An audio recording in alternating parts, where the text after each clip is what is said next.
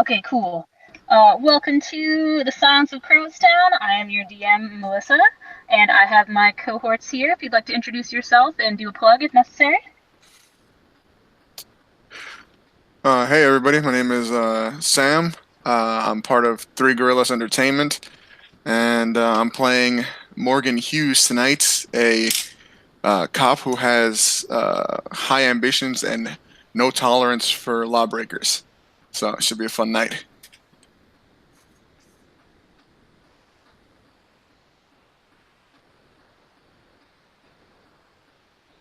Hi, I'm Karen Davies, and I'm playing Torva Gilchrist, who is a cop who kind of has a bone to pick with bullies, and she fights for the underdog. Doesn't deal well with anybody who's trying to push themselves around and stuff. My name's Jose. I'm playing Aramil Sifwan, and he's pretty much an elf in like a town full of humans. He's really awkward, and he's pretty much only in the force because of his skills.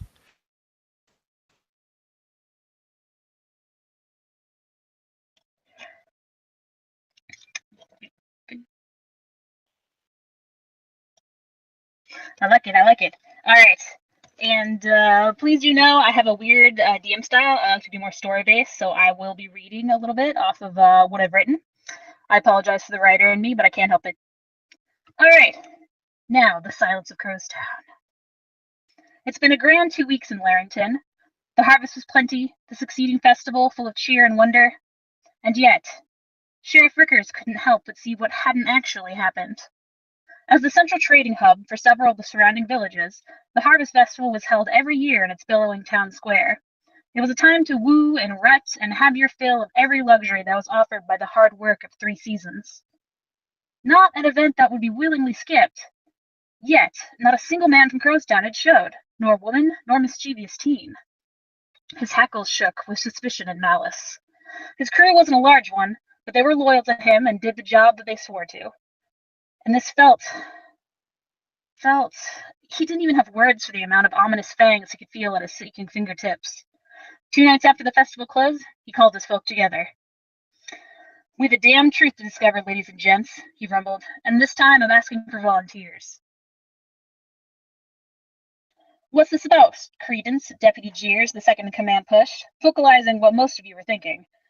Volunteers meant high danger and low chance of finding out what happened. Nothing's gone wrong about here that we haven't seen. "And Crowestown?" His crew picked up on his meeting faster than a wolf to a bone. "Who volunteers?" I volunteer. "Good man, Aramel." I do, sir. "Excellent, Torva." At your service, sir. "You can't let Aramel go off on your own, eh, Morgan?" No, sir. Though probably better for the rest of us that Aramel has a strong eye. Morgan then gives you this eye like he knows. He knows. You swear to God he knows. But you can't prove it, Aramel. You can't.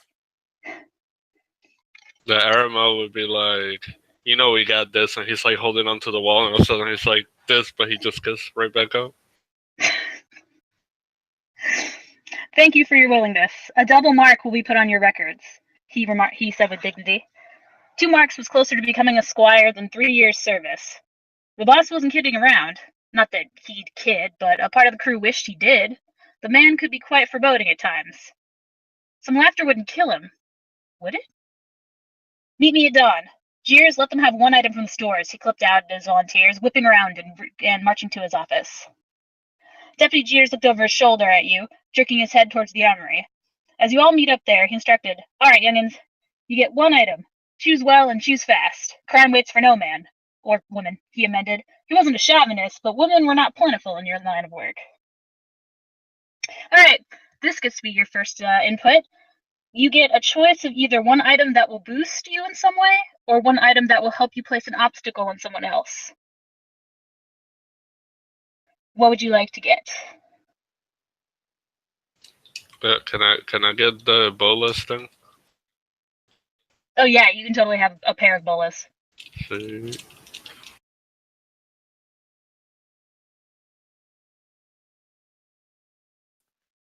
tough question. I know, right? I'd like something that boosts me, I think. All right. What skill do you want to boost, or ability?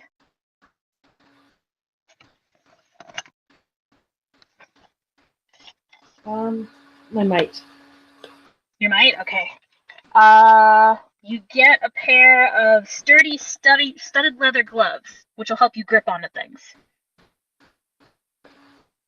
Definitely a lot thicker than most. It looks like they could have been used for forge work at some time, but they have been repurposed for a new task. Okay.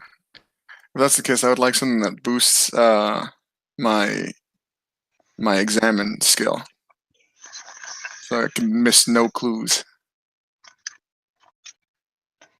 Do you prefer monocle or glasses? Go with glasses, sure. Okay. You get a set of glasses, really clear, really, like, you do not see glasses like this normally. Most glasses you see have, like, bubbles in it, or it's a little bit darker than normal. Technology for that hasn't quite caught up. So when Jeers hands it to you, he's like, you break them. Rickers will have your hide.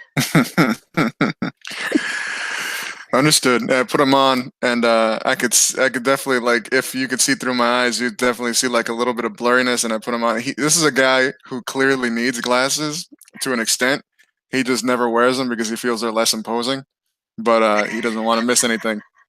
So Okay, count that a +2 to the skills that you want to boost, or the ability you want to use. As you do have range, that would give you a +2 range using the bola for yours, Aramel.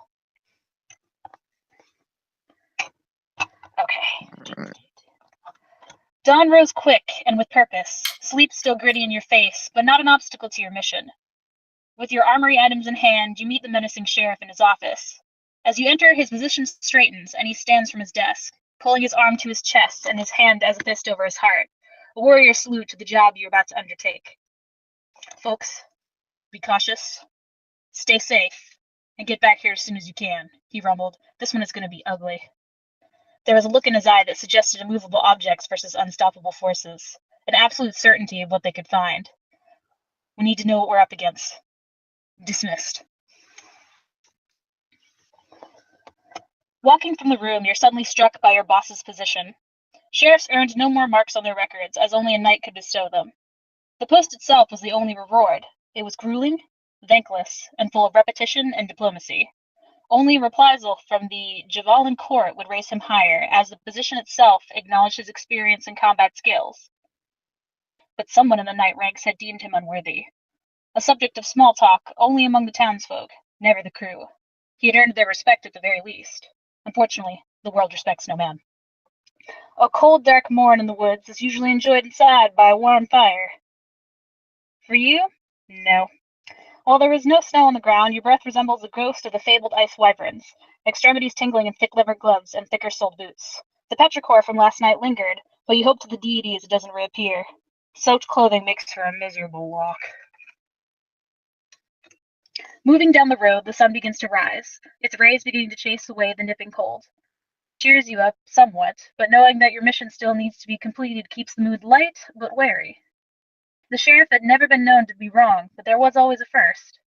Perhaps he only had his failures with his chief deputy. Now that you shoulder a critical role, you would see the differences between petty crime and something that unsettled even the sheriff. Your thoughts still swirling and clicking, your group stops for an early lunch, knowing that it is not too far from your destination. Hopefully this whole thing will be a false alarm, and you could even make it back before sundown tonight.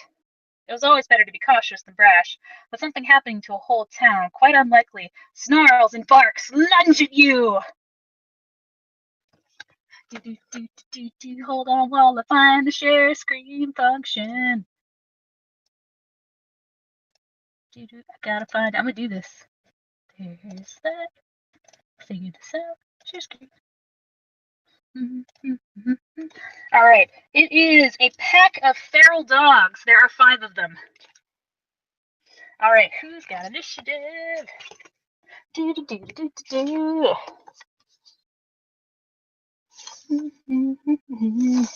That will be Aramel, you have initiative. Well, first, what is like close somewhere?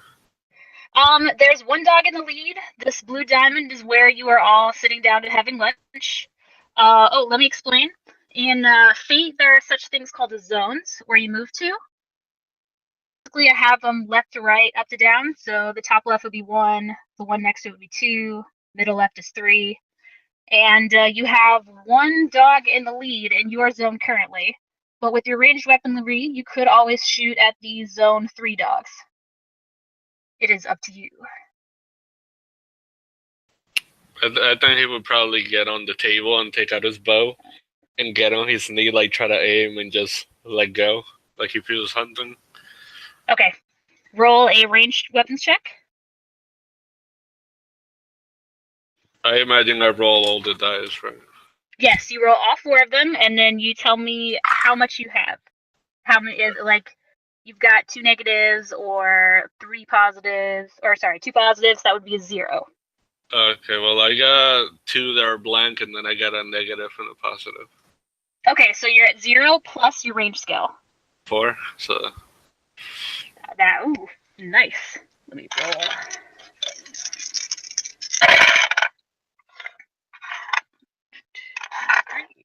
Oh, if you're sharing screen, we don't see it. Oh, really? Darn it. I want it to work. I'm gonna get it to work. Share? Is it working now? Yeah, it's working now. Yep. Okay. Sorry, I'm explaining all this and you guys can't even see it. Sorry. The dog, I'm assuming you're shooting the dog in the lead? Yep. Okay, he has... You hit him for 1 stress of damage. He only rolled a 3, so he tries to duck under your shot, but isn't quite as fast as he'd like to be. Stumbles a bit. Okay, and who is next? Alright, the dogs are next. They move into your zone, and now have you guys backed up against the trees. Sorry, I have Final Fantasy music stuck in my head.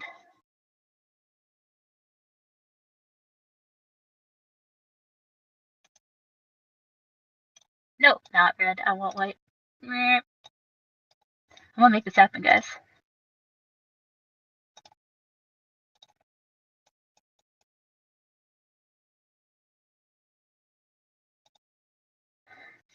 Alright, let me roll try to erase this.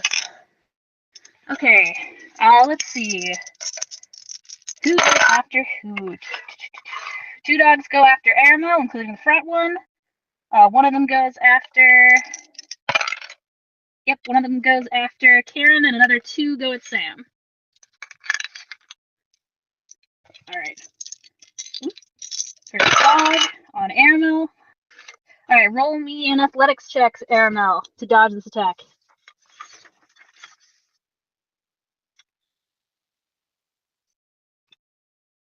Alright, so the negative takes the positive away, right? That is correct. It cancels out one of your positives. Alright, so total it is... Second, 2. You take 1 stress of damage. Now for stress, it's the circles that you see next to, I believe it's endurance. Just go ahead and make a mark through the very first circle.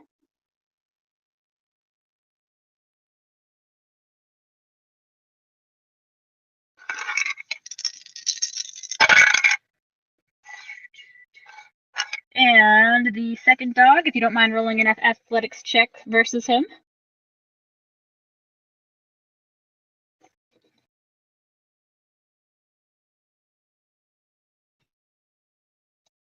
I have a negative, but my athletics is 3, so I guess that's 2 then. You are correct. You dodge the second dog's attack.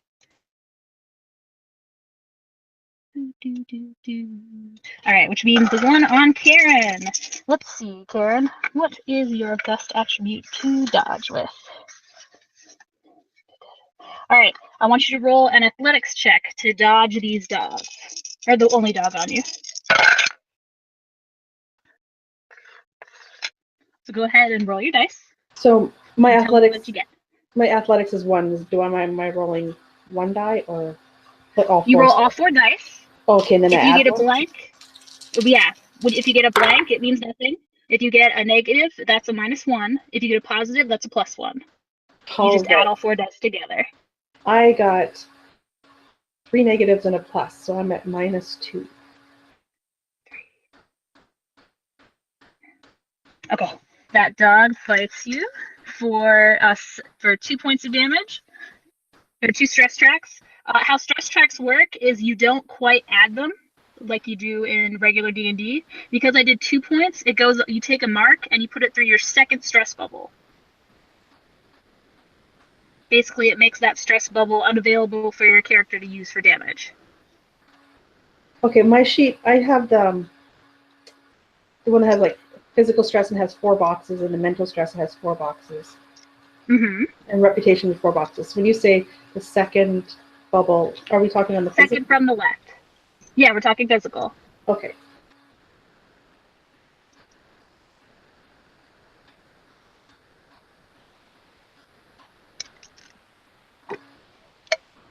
All right. And versus Sam. Give me that dice back. It doesn't go there. What do you got for getting out of the way, Sam? Is it just one dog attacking me? It's 2 dogs attacking you. I'm rolling for the first one. Okay. Is there any chance I can try to block the first one, like with my club? Just kind of like shove my club in its mouth so it doesn't bite me. You want to use your melee? Yeah, please. Go ahead. That is, I rolled 1 plus my melee 3, so 4 to block. You just blocked it. As the dog comes snarling at you, he does one of those leaps as he's trying to take down his prey. You literally take your club with 2 hands and just go bam right in, check him right in the mouth. You may have busted a few teeth off of him with that maneuver, and he is not happy. And that roll is definitely enough to also pass you. Oh yeah, sorry. Roll another roll for the second dog. All right. I imagine my club is probably still in that dog's mouth, so. Oh no, you checked him. It is not in his mouth. You basically went bam and rebuffed him. Nice. And, same roll, so 4. Oh, nice. You also using your club. Describe to me what you do to this dog. All right, so if I rebuff off of that one, the next one comes up to kind of come just like lunge at my throat, and it's not the prettiest move. I didn't have much time. I just basically shoved the whole baton in his mouth until it kind of gags and like backs off. Oh God! Ow! Yeah. That hurts us precious. All right, and that means it is now.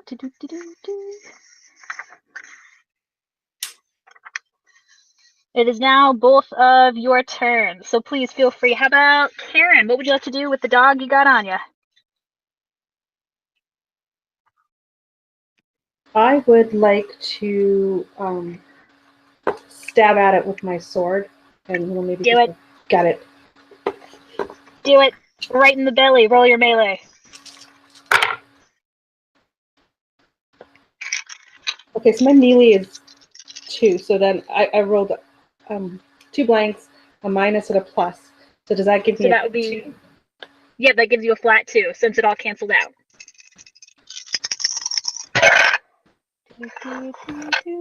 And this guy only.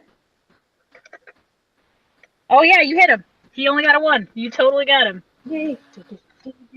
And so you're literally going for his belly? Oh yeah, got him. Oh dang. All right. With that, you don't quite get his belly. He kind of, when he lunges at you, he kind of manages to twist just enough, but you score a long line down it. It does not look comfortable. He's like when you hit him. All right, Sam, what would you like to do? Or should I say Morgan? 2 of the dogs went for Amaryl, right?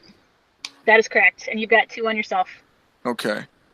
If that's the case, I am going to kind of like back up from these two dogs until I'm back to back with Amaryl. And I see that there's one of the dogs he shot at has an arrow in it. I'm kind of gonna have to. I'm kind of with my free hand, kind of shove Amaryl behind me. It's like, go in the trees, protect us from above. And then I'm gonna use my club hand to just strike down on the one with the arrow in it. Okay. Oh shoot. That is a -1 + 3, so I got a 2. This guy did not do well. He only had a 1. What would you get, or what did you get? I got a 2 total. You definitely hit him for 1 stress track, and that particular dog goes down. Nice. All right, back to the top of the list. Amaryl, what are you doing? Well, one thing, what's our surroundings? It's right here as you see. You're kind of underneath the trees right now. Kind of, you just took a break. You had a nice lunch. Just sat there and just chilled. And the dogs themselves have come at you from the west, and they're all just right at you guys, trying to push you against the trees. I'll start running to like the nearest tree and try to jump in a branch, and Okay. I'm gonna shoot the nearest one to Morgan. And roll me an athletics check to get you up in a tree. 3. Oh, excellent. You are up in a tree indeed. That is your movement, and you'd like to do an attack? Yes. All right, roll. Woo! Jesus. So that was 8. Holy! Are you kidding me? Well, I got the 4 in range, plus I roll for it positive. Let me see. You've actually got a 3. Oh no, that's more than. You've got, let's see, 2 in range, and then what did you roll? Well, didn't you say with the bolus thing that it gave me +4, or is Oh, that you're using the bolus? Okay, I thought you were using your bow. So my I bad. missed. My bad. I'm using my bow, so it would be +6 then. Okay, you're gonna do the +6 in order to put an obstacle on it? No, I'm gonna try to kill it. Okay, you're just gonna use it as a weapon? Dude, that would be what are the dice you rolled? What did the number come out? That was weird. It like froze for a second. Yeah, I'm just gonna attack it with the bow. Okay. With the bow itself, with arrows? Yep. Okay, so that would be a 2 plus, what did you roll? I got 4+. You got a 4 on your dice? Yeah. Holy dang it. Okay, well, you got a 6. So you now get to describe the most badass shot on this dog I've ever seen. Go. Well, he jumped on top of the tree and he just like up there like aiming, trying to get like a really clean shot, and he just sees his jump and he hits it, and he hits it with the arrow. It just pins him against the wall. Oh, okay. Because of the fact that you have gone over his stress tracks by 4, he gets what's called a consequence placed on him. This one is a moderate consequence of a -4. So you said you pinned him to the road? Well, I just pinned him to like the nearest object. Maybe he got pinned against like a garbage can or something. Remember, medieval. They don't have garbage cans. I don't know, like a merchant cart or something. Okay, we'll say you went ahead and just pinned him literally. We'll go say he went back a zone, and you pinned him to a tree, because that shot is ridiculous. I'm gonna tell you that right now. And then that shot is literally with a 6 is legendary. And then after that, he would like look at Morgan and just start waving. You're like, I've got it, sir. All right. Now it is the dog's turn. We've only got, you moved. They're going to split. Okay, we now have 2 dogs on Karen and 2 dogs on Sam. So I'm going to go ahead and roll Karen's first.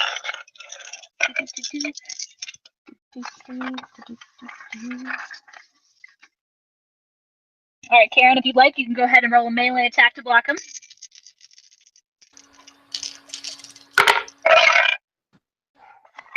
That would be a total of 2.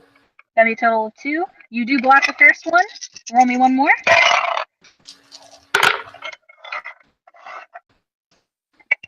That'll be a total of 1. He got a -1, so you blocked both of them handily. They think they can take the mighty Torva? I think not. Alright, Sam, it is your turn. One of these dogs has not known your brutal touch, so it comes at you with a snarling, trying to go right at your face. Nice. Nice. My first block is +4. You definitely blocked it. Would you say you blocked it with your club again? Oh yeah, definitely. How would you say you blocked it with your club? Basically, it's like coming at my right side after I did that big swing down on the one in front of me from my last attack, and I just kind of spin my club around, and I put it up against his neck after it jumped, so it just kind of like blocked it like that. Ooh, ow. That's some trachea bruising right there. Alright, and now it is you two get to go. Karen, what lovely action would you like to take today? You have 2 dogs on you. I'd like to attack the same one that I did before. Excellent. Going for the side of the neck. Slice. Oh. That'd be just 1. That'd be a 1? Alright, you go straight for the neck. You slice. Oh no, I want you to describe how you take this dog out. Okay, so as I lean back and I have my sword and I give it a mighty swing, and it manages to catch it right at the joint between its jaw and its neck, and just kind of buries itself in there as it slides down. Oh, ow. Oh, Karen, that hurts us, precious. I love it. Okay, that is 3 dogs, 2 dogs down. And then I got 1 and 2, 3. Nope, I've got 2 dogs right now, don't I? Yes, I do. Oh no, 3 dogs, because Aramel pinned that one to the tree. Holy crap, Aramel! Which, speaking of, we are back at the top, Aramel. What would you like to do? I think I got skipped. Oh, did you get skipped? Just kidding. Morgan, what would you like to do? With seeing that Torva took out 1, I just got the one the one that's in front of me. Might as well take this one out first. Basically, after I've blocked it and kind of like put them aside, I flip it back again and just go full one-handed baseball swing, trying to get it right across its jaw. And ooh, that's a good roll. +4. Holy Jesus. Okay, let's see how that dog fares. Ooh, not well. That is a full 4 points. So not only do you take its second out, its second stress track, you get to add a mild consequence of -2. Nice. I would say probably a mild consequence of busted jaw, something like that, or like maybe messed up teeth. Ooh, oh, that poor puppy. Ow, can't fix that. Okay, that was you. Okay, now that Morgan's gone, I apologize to Morgan in spirit. Aramel, what would you like to do? We're back at the top.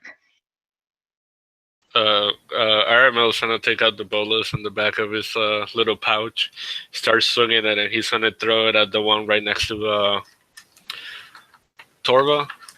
Gotcha. Roll it.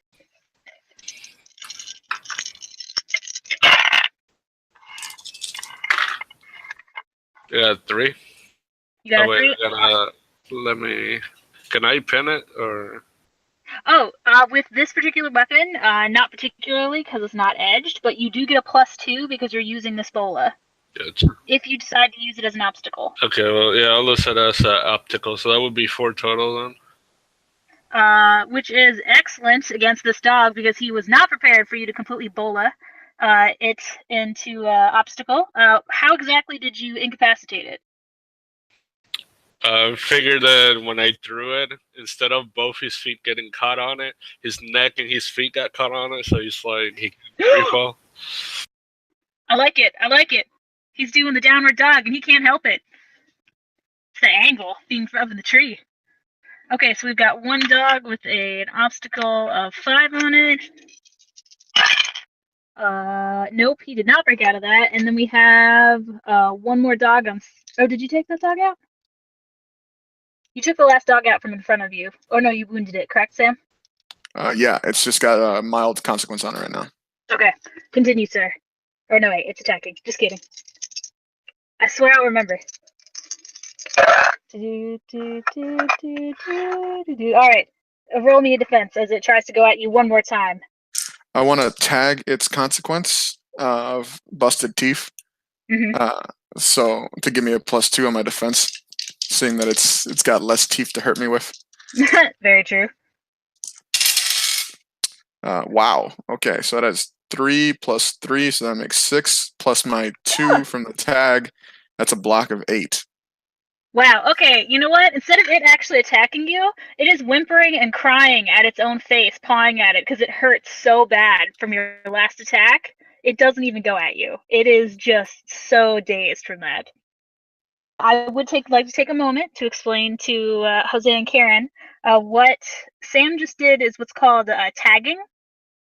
Because he had hit it so hard the last round and gave it a -2 tag, you can only do it once per battle, and it can be any person for attacking that creature. You can tag it to give you a bonus. Because it was only a mild, it was a +2 bonus. Now, the dog that's in front of Karen, though, has a -4 tag on it due to the bullet nature of his face. Oh, and the guy in the back is at a -6 and still hasn't freed himself. Or sorry, the -4 as well, still hasn't freed himself. So feel free in battle if you know the enemy you're fighting has a tag and no one else has gone and declared it yet. You can go ahead and tap that tag. Just be like, "Ooh, I want that +4, please." Did I go a little too fast, or did we get that? Oh. Oh, okay. Yeah, we got it. You're good. Okay. Alright. So he didn't attack. That last one is trying to overcome the obstacle and is totally not going to overcome the obstacle. Karen, you have a dog that's clearly been trussed from face to front feet. What would you like to do? Well, I think I'd like to tag it. Excellent. And I'm going to use my sword, and I'll try to, while it's pinned down and it can't really do anything, I'm just going to stab it in the back. Excellent. Try to. Well, I rolled absolutely nothing on my dice, so that gives me a 2 plus the tag.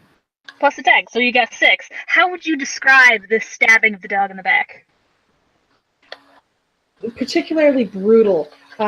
She's not giving any mercy to these poor animals, and she sees it. It's pinned. It's vulnerable, and she just grabs that sword and jabs it down as hard as she can through its shoulder blades. Just missing the spine because she doesn't want to break her sword, but straight in, twists it.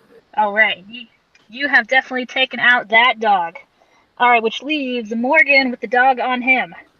The one dog that's kind of cowering from its injury. I look at it and I see that pretty much this battle's pretty much cleaned up. We're just mopping up what's left. I look at I basically take my club and I just want to I basically want to shoo it away. I'm just gonna hit it on the side and be like, get. Just I'm pretty sure I can manage to just make this thing leave that way, so I don't have to bash its brains in. I like it. I don't know what that would be for a roll. Go ahead, and I believe.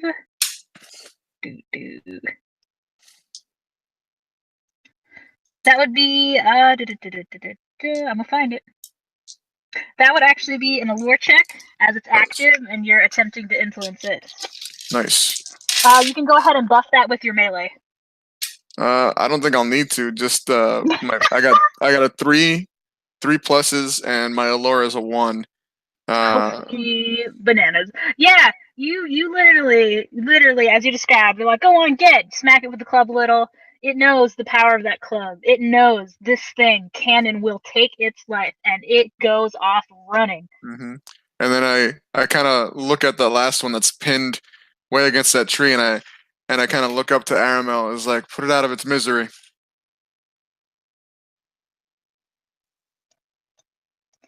Which would bring us to Aramel. How would you like to put this dog out of its misery? Which, by the way, I'm gonna tell you. Oh, of course. As you take one last glance at it, you realize out of all the dogs, this one actually has a collar to it, a green leather collar. Huh. Well, I guess I would go next to it and try to check the collar. And is the dog trying to bite me or no? It is definitely trying to escape, but it literally, you have it pinned so well, it literally can't slide off. You came at it from such a downward angle that it can't it's trying to use its body weight to shake off literally the arrow, and it can't. I gotcha. Well, since I already shot it in the tree, I'm just gonna like stab it to put it out of its misery, and then I'll read the tag on it. The tag on it, in really shaky handwriting, it lovingly says Barky. You're a horrible person.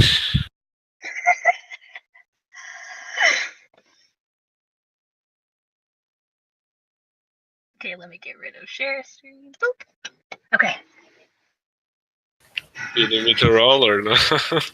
No, that was it. You took out the last one, and Sam definitely convinced that other one to go on get. I want to start burying the ones that we killed because I feel horrible. Aww. Do you guys say anything about Aramel burying the bodies? I kind of Morgan looks at him and just kind of shakes his head, but he understands. He's a person of the woods. That's something I wouldn't understand. In a moment of I don't know what the right word for that is. I don't know. Just me being merciful. I'm like, I'll help him out, even though they're just dogs. The compassion. Thank you. You are welcome. That says bad things about me that I couldn't think of that word. How about you, Karen? Are you going to help your fellows dig little doggy graves? Not at all. Torva kind of just looks at them. She kind of, again, like shakes her head, but she's just gonna calmly, wait, watch them. She's not gonna help at all. She's gonna clean her sword from the gunk that's on it, and basically just what I'm looking for, just tolerate. She's used to this kind of rudeness from people, and yeah, sure, they want to bury a dog, go right ahead. Fair enough. Morgan looks over to Amaryl. I was like, that was a very good shot. Good job. You're improving. Thanks. And then he would be like, there's more where that came from.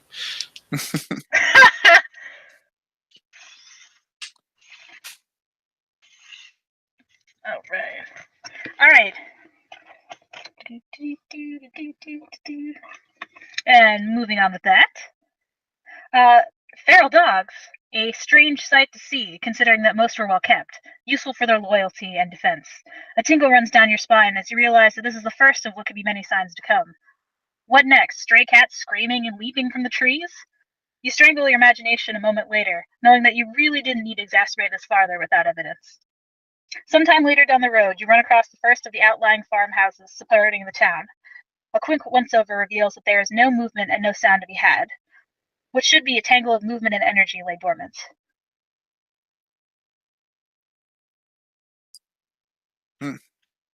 It's too quiet, isn't it? Yeah, definitely too quiet. Where is it, anyone? There should be somebody around. Yeah. Let's move over to that farmhouse, give it a knock, see if maybe they're just hiding from something. And Morgan would lead the way on this. All right, and with that, you go up to the house and you begin to pull your hand up to knock on it and realize that the door is actually slightly ajar. You go ahead and you just push the door open, just, since it's already there. And the house looks like it's practically untouched. The only signs of mess being that of human habitation. From the doorway, you can see nothing's broken or thrown, nothing. Just, it looks like it was as if they had just, so the people who were here just walked out of the house. Morgan looks back over his shoulder to his two companions and purposely draws his short sword, kind of like giving a head nod as like, take my lead on this. And I'll kind of like ease my way in. Hello? Hello? I'm what's the proper word for us? We're not police. We're Lawmen. lawmen. We're lawmen from the next town over. Anyone home? No response. I kind of wave my companions in. Aramil would like take out his bow and just slowly walk with it, getting ready to shoot whatever he sees. Yeah, Torva is definitely sword at ready. Is the house that we're in, is it a 2-level, or is it just the 1 floor? Oh, it is a 1-level farmhouse with also, it's got a barn set to the side and a small field of crops.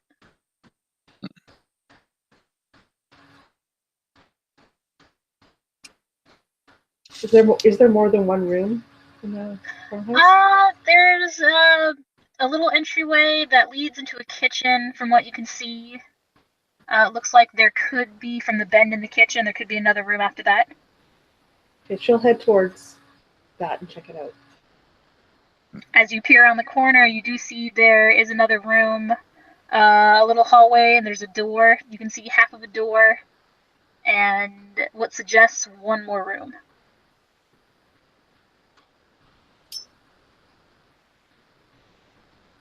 She'll head towards that other room, letting Morgan know that she's heading that way. As you go towards the other room, you notice the door on that one is also ajar, and as you push it open, you see that there's a pair of beds, slightly disheveled. One of the drawers in the dresser looks like it's been opened and then pushed closed, only part way, as if it'd been caught in something. And there's nobody in the room? Not a soul. How about it smell? Does it smell bad, or is it just smell normal? No, you don't really smell anything out of place. A little bit of rot from the kitchen, from food that had been left out too long, but besides that, no. I'm going to cautiously open that drawer. All right, when you do, it's a little hard to jig open, so you take it, you shake it a little bit, and you pull it open, and it looks like it's, as you dig around in it a little, it looks like it's just full of women's clothing. Okay, well, I'll close it. I think Aramil would be like, do you think there was a robbery here? And I'd look around and it's like, and kind of like a teacher be like, do you see any signs of robbery? I've never been in a robbery, so I couldn't tell you. Puts his head down. No, I don't see any. Nothing's flipped over. I don't see any of the shelves on the floor and emptied out. There's no broken glass. The door is not busted. Seems like more like they left in a hurry. Torva, did you find anything? Nah, just a drawer full of women's undies. That's strange. Would you like me to try to get higher ground and see if I can see anything? That's a good idea. See if you can get yourself on the roof. Give us a shout. I think Torva and I will check out the barn, see if there's anything in there. Gotcha. Roll me an athletics, Aramil. Get up on the roof. So my total is 5. Oh, yeah, you practically leap up there as if you weigh nothing. Alright, do I see anything, or...?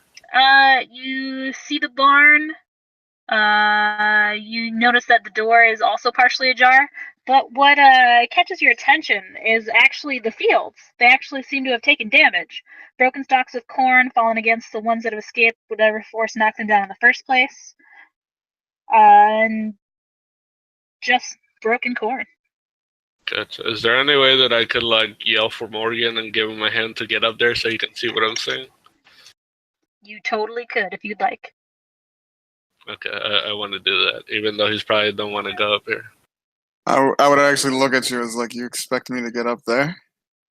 Is there a ladder? Maybe there's like barrels around. I would basically just say, like, just tell me what you see, and I would assume he would explain to me what it looks like. Yeah, because he's not the kind of guy who climbs up to the roof of a house. So messed up cornfield. All right. Well, let's just make sure.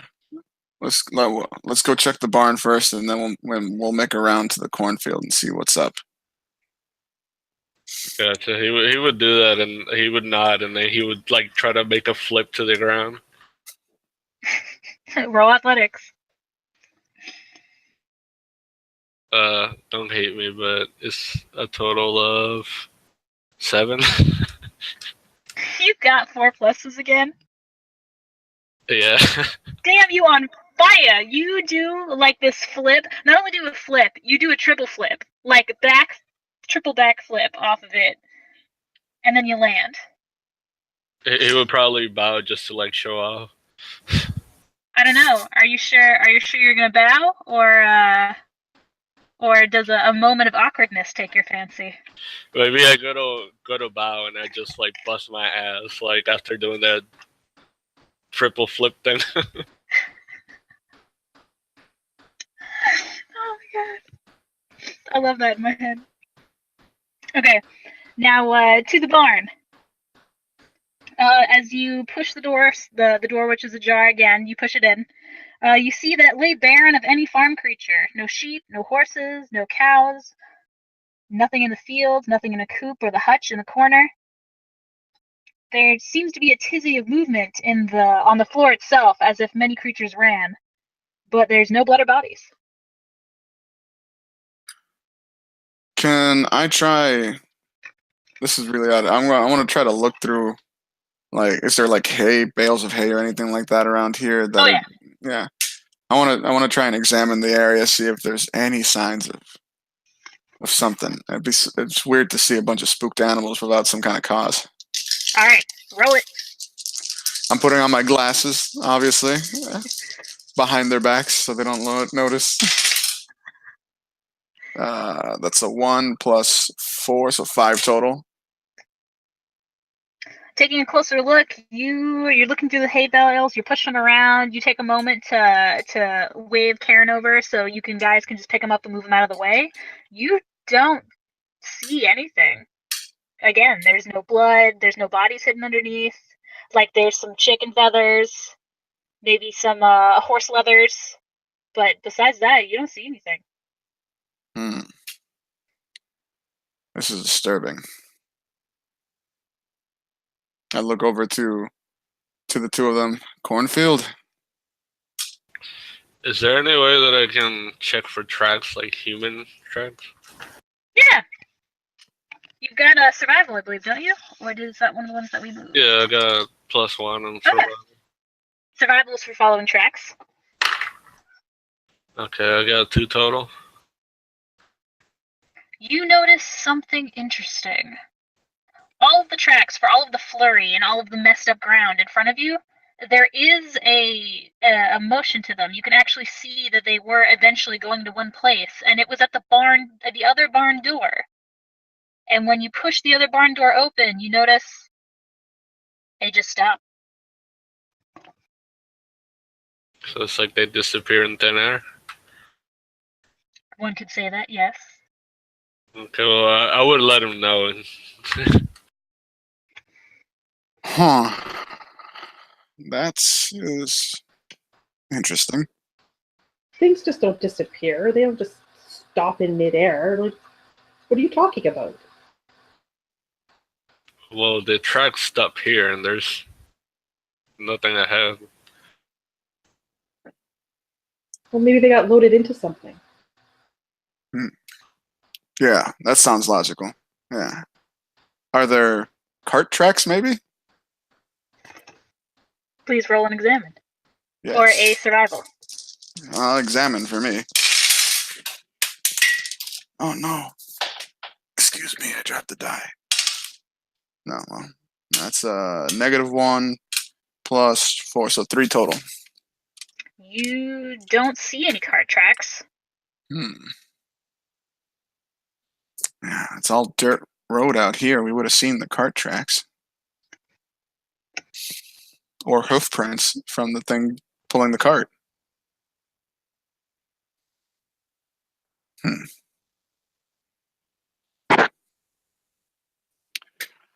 Huh, alright. No need to jump into conclusions. Let's go to the cornfield and see what we can make of it. Maybe we'll find someone hiding out there.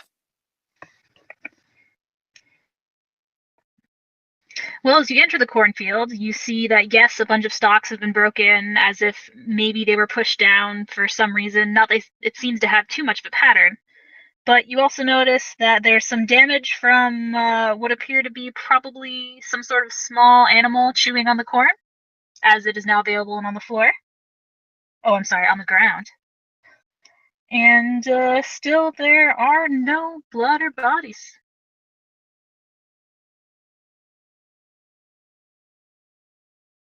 Is there like one of those poles with like a scarecrow on it or no? Yes, Can I get up on that and see if I can see any farther away?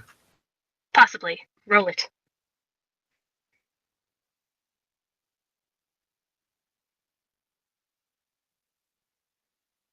Two total.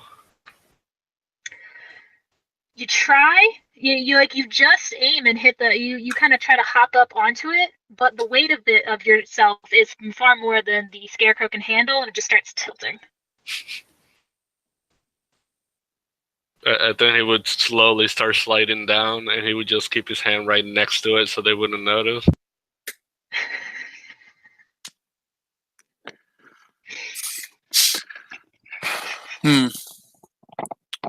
Alright. Well, this is strange. What do you think, Torva? Head further in, see if we can find anyone in some of the other houses? Yeah, I mean, we don't even know if there's anything happened here. I mean, they could have just packed up and left for all we know. Yeah. I think, yeah, go to the next place. Yeah, let's check out the rest of the village. It's got to be someone. As far as you'd searched and as much as you could, there was no blood or no bodies, just damage and restlessness. Why the people who lived here left, you couldn't say, but it leaves you with an eerie sense of helplessness, as if you should know, but struggle with a lack of cause. With little else beyond refilling your supplies from what little is in there, there's no more need to linger here. Ignoring the mud splashed liberally on your boots and leathers, you arrive at Crowestown with no more trouble.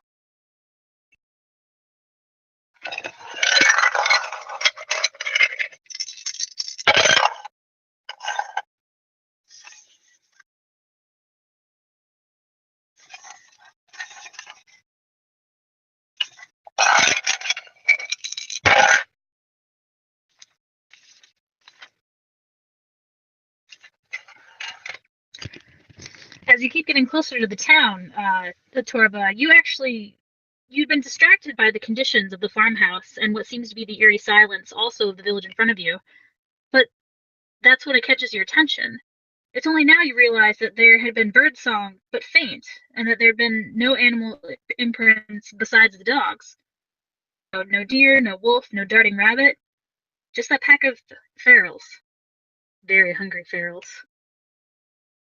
The town was empty, of sounds of threats, of movement, of menace, of life, doors thrown open, windows torn down, baskets and carts tumbled and cracked in the streets. Blood? Yes, but not enough to even hint at more than one dead man. It lays open and rotting.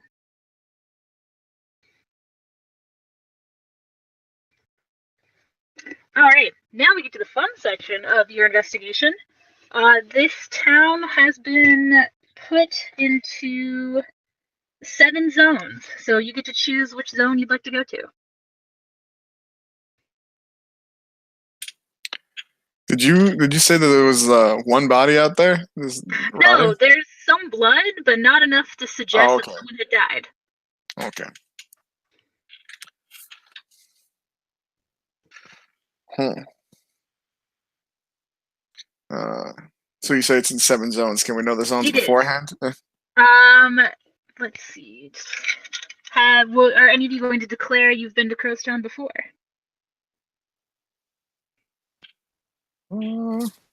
Definitely not me, because I'm not a city person.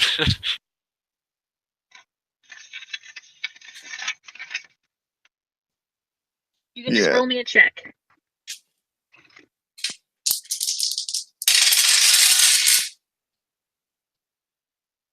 Wow, I got 4 negatives, so not me. I've never Not left. you.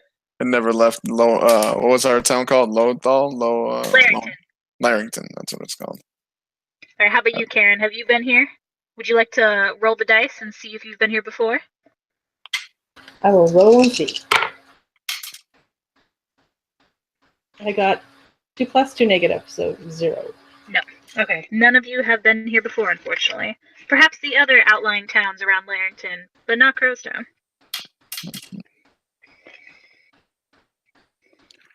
I mean, why would we go to Crowestown? They come to our town, right? Yeah, exactly. The only thing you know of Crowestown is that it's literally a quarry town. They're only here to get the stone out of the ground. That's pretty much it. Is there signs of where the quarry could be? I mean, there should be people around here, but maybe they're all down in the quarry. Would you like to go check out the quarry? Yeah. I would. Yeah, that seems like a fair idea. All right. Would you like to go through the town or around the town? I say through the town. Through it.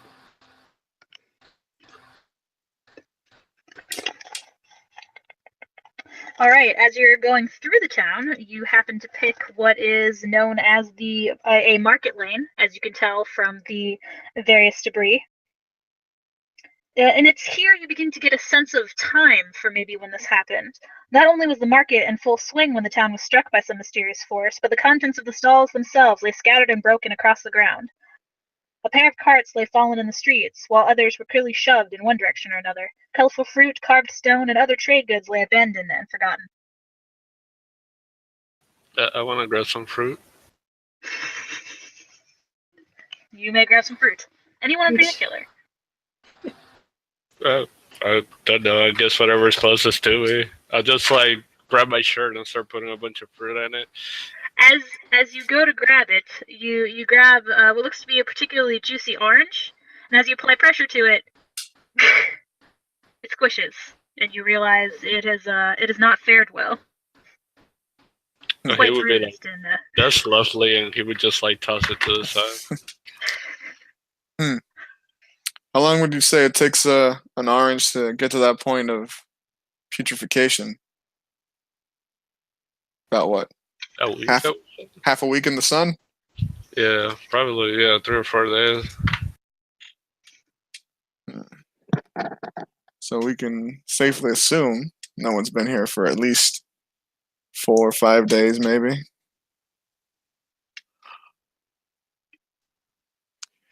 And we're all scavengers. I mean, with this food all lying around with nobody around, the rats would have got it at least. Not unless they went with all the rest of the farm animals. Karen, roll me an instinct. Nice.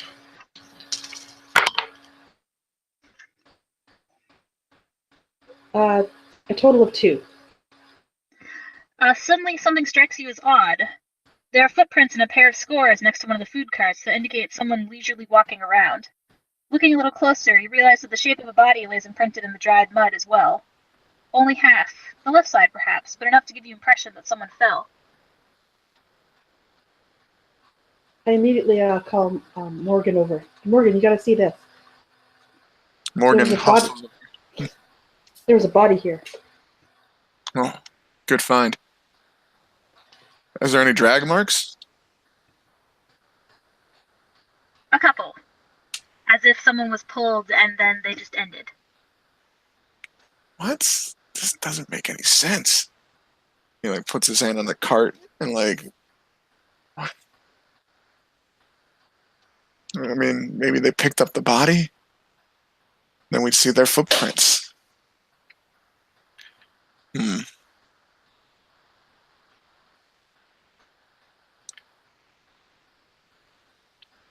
I don't know. It's just weird. Everything is gone. Everything. Yeah. Like It's smashed. there's no bugs. There's no birds. There's nothing. Oh, by the way, there are bugs. They're just Oh, there are eating bugs? food is left over. There's There's no some bugs. maggots. Okay. There's no bigger creatures though. There's no animals. Yeah. No, yeah. There should be birds around trying to eat the rotten fruit, or rats, like you said. There should be footprints leading away from this body, unless the birds picked it up. I Mighty big really like bird. What was that? RML would be like, I don't really like this. There's something really weird going on here, like really weird. And I come from the woods, so. Yeah. Well, that's why we're here, isn't it? So, this might bear more investigation. Why don't let's examine this market street. See if we can find any other signs like this one. See if we can get a better picture of what happened to this village. So I want to try rolling examine. See if I can gather some more clues. Please do. Ugh, not great. It's a total of 2. All right. It is enough actually to bring to your attention that there are 2 buildings on the street that are of interest. What looks to be a classic messenger outpost that one would pay to send messages to and back from the towns, and a high-quality sign of a gleaming hammer. What appears to be the town's upscale inn. Okay. Tavern. If anyone's going to be anywhere, it's going to be the tavern. Should I check for footprints or? Definitely.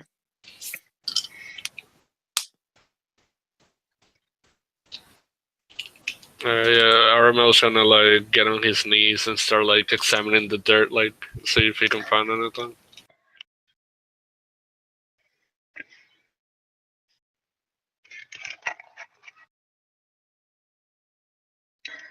There have been footprints, though there are small puddles of water in some of them, as it did rain earlier on in the day. And what was your roll? 3 total. It was a 3?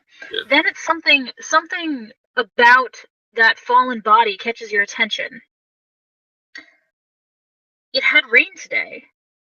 It had also rained before, earlier in the week. It had been a bit cloudy. And you realize, with the shape of the person and the dried mud around it, this person fell after the first set of rain, but not the second. Okay. All the other tracks you've seen seem to be a lot older. He will let them know what his findings, like, like put his hands around their shape and whatnot. That's a good find. Means whoever was there today. So there's got to be someone here, something. All right, keep your eyes open, guys. We don't want to get surprised by anything. And I would keep heading towards the tavern, thinking that there might be someone there.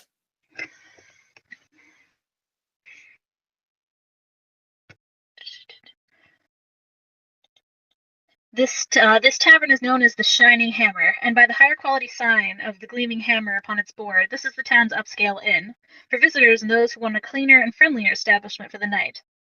As you enter, you see bar stools are in disarray, mugs lay broken and discarded across every surface, and a large splatter of dried blood at the back of the stage to your right. Plates with now rotting food sit unwanted at the tables, 1 or 2 decorating the floor below them. Cutlery, though. There's the curious part. All of it lies embedded in the north wall above where the stair begins. Dried blood matches in perfect lines with the cutlery, as the whole lot of it travels in a strange waved line.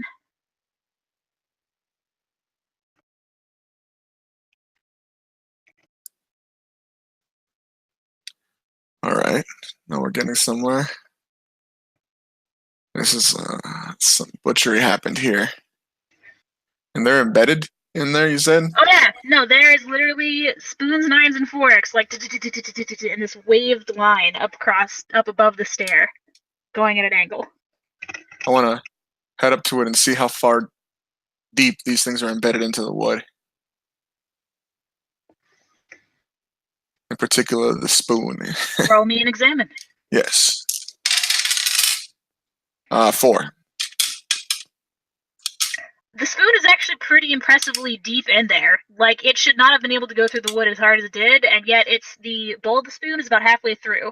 The fork and the knives have almost disappeared into the wall entirely. The tines and the edge of the knives.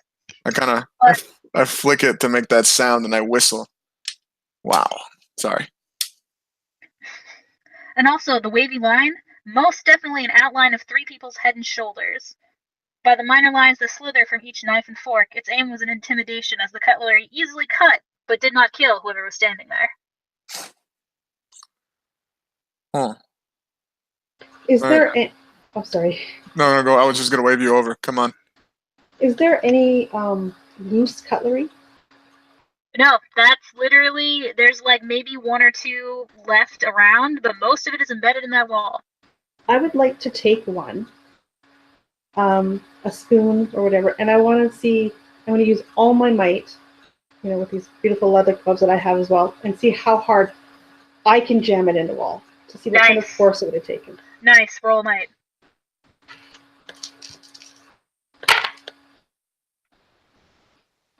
So that's a total of 3. When you throw it at the wall, let me see. You have it with your. Oh no, you have another +2 because you're using the gloves. No, so that's actually. I counted that. Oh, never mind. Thank you. You actually make a sizable dent in the wall. It's a score, but the spoon does not stick. Wow. Huh. So I turn to Morgan and say, whoever did this, they're mighty powerful. I would say so.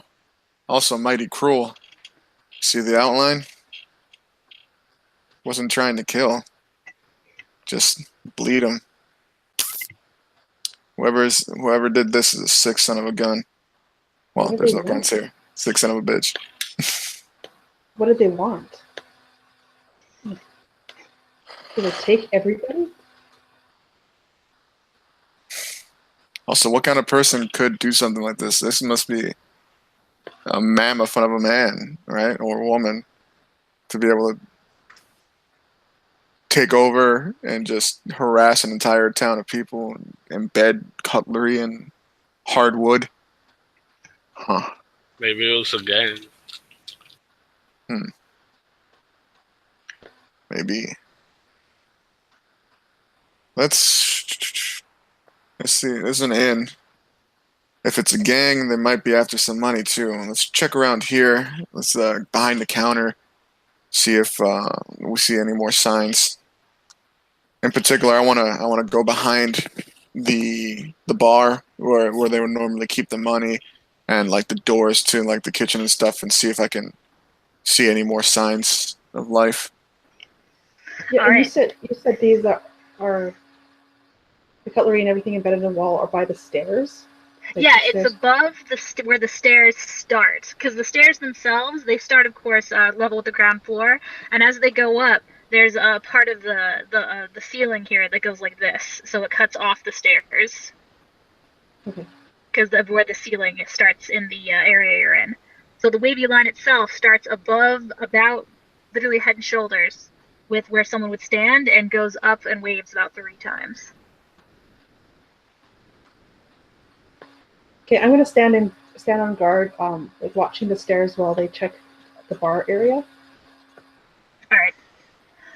When you get to the back of the bar area, you do notice that the registers are empty. What little register they have is empty. There doesn't seem to be anything of value behind the bar at all. No jewelry, no gems, no coins, nothing that would denote that transactions had actually happened here. And as you go further back into the kitchen, there's a bit of chaos, bowls and spoons cracked and thrown over. But for the footprints also in something that someone was making. When it spilled over, there is definitely a track of footprints towards the entrance of the kitchen. The footprint, is it a shoed foot or a bare foot or? Yes. It is a shoed foot. Okay. Is it a large shoe, maybe? Or no? It looks like it could be one of a larger woman or a man. But not like a giant of a man, is what I'm. No. And my impression of this must be like a gorilla of a man who can throw these kind of things. And I look over to Amaryl. This is signs of a robbery. Gotcha. So, what are we doing to the robber? We have to find him first. And he would like spin his daggers, like, hinting, stabby stab. Stabby stab.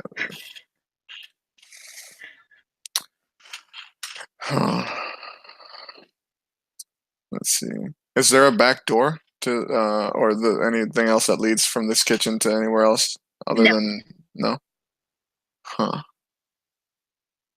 Was that footprint leading out of the kitchen or into the kitchen? Out of the kitchen. Okay. So whoever was here left in a hurry, seeming like the rest of the town. I come back out. I look at Torva, feeling up to checking the second floor with me. Absolutely. All right. Amaryl, watch your backs. Yeah? I gotcha. Alright, as you go upstairs, with the exception of a single room, all of them contain traveling gear, cloaks, backpacks, tunics, boots, weapons, as if the occupants of the room decided they did not need them anymore. An untouched tableau of the traveler's life. No signs of force were used on the doors, but one still remains locked. Just looks like a normal hallway that you would see in an inn leading to more rooms. Mm-hmm. Any more? Oh, go ahead. All right. I was just gonna do an examine, see if I could find any like blood splatters, maybe, or anything like that. That is 4. You do find a little bit of blood spatter, but again, not enough to indicate someone had died. Just streaks of it here or there. And at this point, I'm looking over to Torva. It's like, I'm guessing whoever did this, definitely sadistic. I'm thinking the little blood splatter is on purpose. To look around.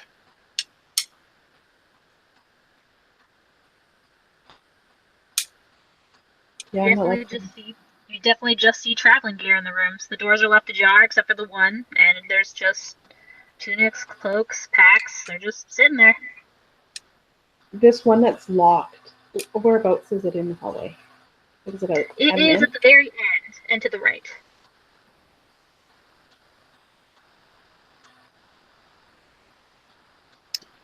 I kind of gesture at the door, kind of like giving the okay. As soon as he does that, she's like, oh, yeah. And she's going to try and break it down. She's going to kick the door right above. Roll me a might check. Nice. Oh, my dice are so lovely to me. I got 2 negatives and 2 blanks, and my might is 2. So that's a 0. All right.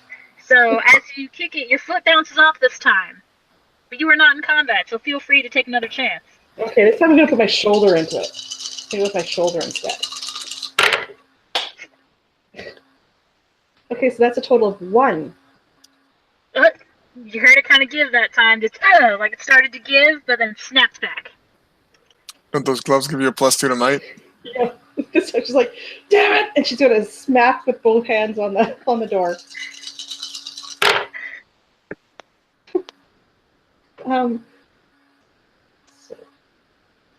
3, 4, 5. So that's a 3 with the gloves. There we go. As you raise up your arms, anger coursing through your veins at this door. How dare it stand in the way of your investigation? Bam! Slams open. And oh my. You found the closet. Brooms, spare linens, and pillows edge the shelves of this room with a pair of large buckets on the floor, one filled with murky water, while the other lays empty.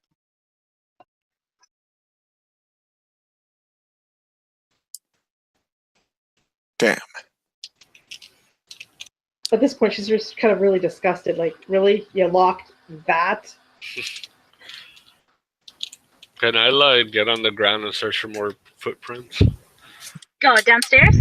No, I mean like get on all fours and like look to see if I can find any footprints. Upstairs or downstairs? No, like get down. Like Oh yeah, but in the tavern, would you like to search upstairs? Yeah. Downstairs. You have me confused. We're upstairs right now, right? You were. Yeah, yep. Yeah, I Okay. wanna. He's just gonna get on all like get on his knees and hands and just start looking, see if he can find anything. You know what? For as many times as you've done that, please take a fate point. You are just the most awkward human or elf being. Like, I love it. I love it. Okay, as you go down on all fours, looking as if for yourself like one of the feral dogs that may have attacked you earlier, or my apologies, did attack you earlier. You're looking, you see what seems to appear scuffs of boot marks, a little bit of mud where you would see along the walls. They're along the bottom edges. They don't really seem to have done too good of a job cleaning it up since the last time they had the chance to. But footprints if any indication you can see, roll a survival. Almost forgot. 3. 3. They all seem to indicate that they are going down the stairs. Okay. Yeah, I would look at him and point down like that's where the tracks are leading, and then I would get up and dust myself like nothing happened.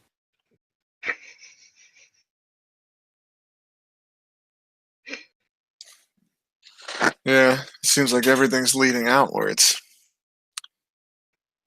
Ooh, lots of closet.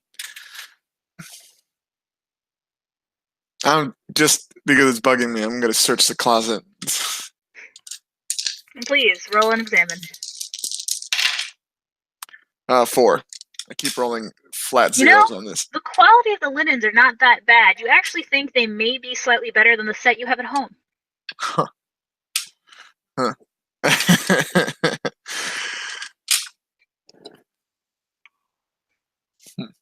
Okay. He just shakes his head. We got to figure this out. Let's head back outside. I think we found everything we're gonna find in here. Yeah, as we go, I'd like to stop in front of the cutlery and just kind of see how tall the people were that were standing in front of it before.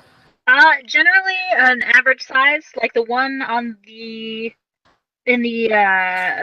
as you could say, the one to the leftmost seems a little taller than the rest, as the second one seems to be only slightly higher, and the third one seems to be about average, going on a slope. Compare with the second one, they seem more average, while the first seemed a little taller. Are we saying like a men average or a women average? Yes, a male average.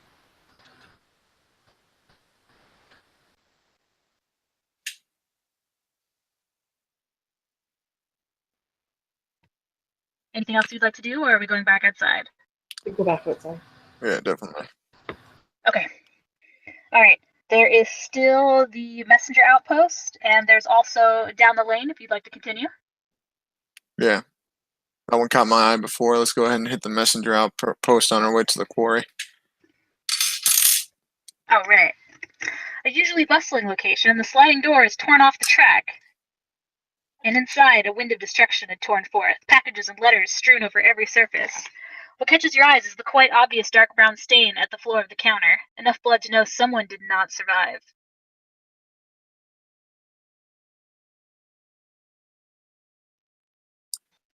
Okay. So, at least one more confirmed dead. Any I'm gonna basically look around, see if there's any bloody footprints or anything like that, or drag marks. Where's the body? Not there. Yeah, I got a 5 for examine. Excellent. You definitely know that the dried blood, the marks at the bottom of the counter, as if a body had been leaned there, are definitely smeared, so it was moved. Was the smear in like towards the back door, towards the front door, or just like Towards the front. someone would drag this body out, but the smear stops? It doesn't go all the way to the door, does it? It does. Okay. It's lighter there. It's not as heavy, but it does look like the body was moved more like post-mortem. There is a little bit of blood, but it's more like what was left over on the body. I see. Was there any marks outside the building? Particularly, the ground doesn't look any darker than usual.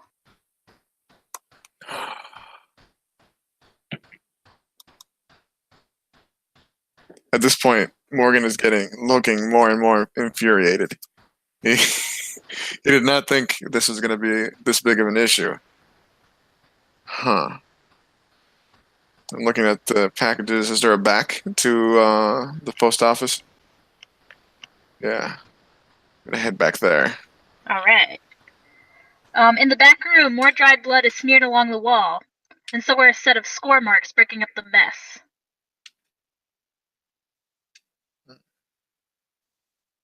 Score marks, like in the ground? Oh no, these are against the wall, and as you take a closer look, you realize that someone tried to write something in blood. Oh. Any way I could decipher that? Give me one moment. Nice. Yeah, then Aramel would look at all the blood and he'd be like, I knew humans were bad, but shit.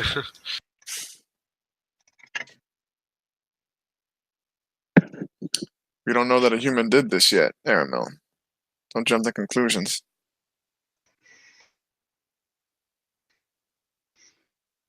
You guys see it? Yes. Okay. Imagine it a little bit more slanted than that. Okay. And those words were written in and then scratched out? Yes, someone wrote them in blood, and then it looks like the score marks were placed along the message, as if to block some of it out. Huh. Yeah, Aramel would pass his hand on it, and then he would like look at Morgan real quick, and he's like, "What does that say? I can't read." Wait. I look at him. I was like, wait, you can't read common?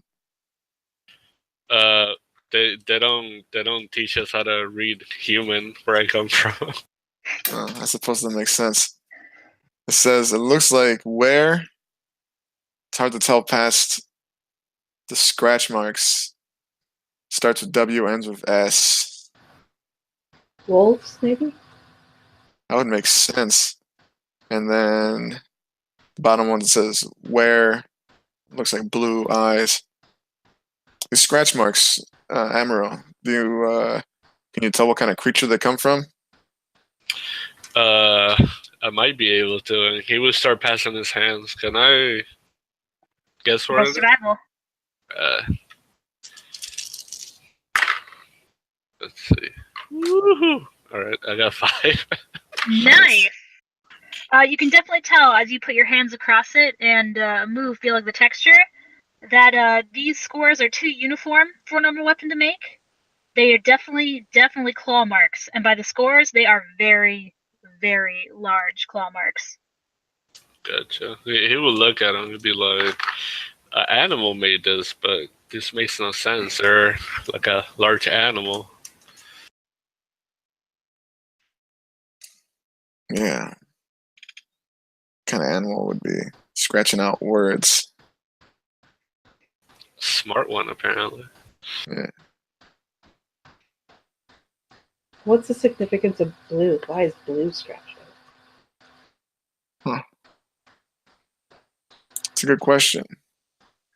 Actually, I think to myself, are blue eyes a common trait in this area? Oh, In so much as any other, they'd be remarked upon as if one was looking upon a beautiful woman or a handsome man, but so much beyond that, not really. Okay. That's odd. And where? It said werewolves. That's not how you spell werewolves, right? Like when you're reading about these myths, Torva, you spell it with E's, right? Not an A. You are correct. Yeah, but these are simple folk. They probably don't know how to spell. Yeah. My guess. Yeah. There's no way it's a werewolf. No. What the? Maybe large wolves? Maybe they're just exaggerated in the heat of the moment. It could be from the size. Yeah, I mean, we did come across those feral dogs. True. Maybe they could be considered werewolves if you're maybe Maybe feral. Maybe some Coward. rabid wolves. That would be pretty scary. So, and you said this was written in blood. So someone took the time to write this in blood, probably as they were dying.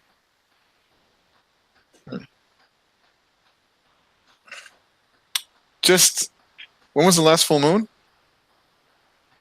Do I remember?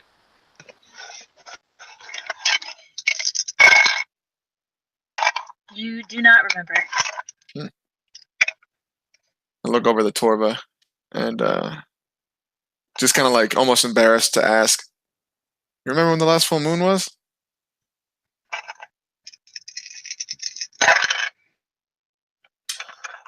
She actually does remember, and the answer to that was about a week and a half ago. Yeah, it was like a week and a half ago. I mean, we were partying it up, remember? Yeah. That would fit. He kind of shakes that thought away. Nah, couldn't be. Is there anything else? Go on. Sorry, I was going to ask, when did the festival start in Larrington? Roughly 2 weeks and 3 days ago.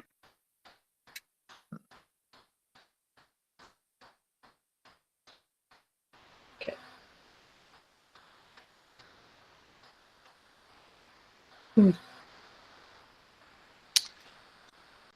Damn, this is confusing. And in the back room here, it was just the scoring. And are there like any open packages or anything around here? Oh, there's just packages torn open, strewn about, thrown around. Like someone did not have any sanctity for the thought of other people's privacy. Does it maybe look like they were looking for something in particular, or just random destruction?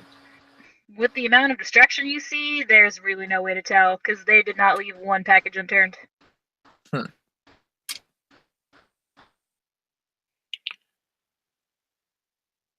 Damn. Okay. Let's keep this in mind. Let's move on to the quarry. Yeah, Now, I gotta keep in mind too that they took the body. Yeah. Oh, there's a thought. What if it is a giant wolf? If it's dragging something, it might pick it up clean off the ground in its mouth. That would explain why we don't see those tracks. Well, those drag marks, I should say.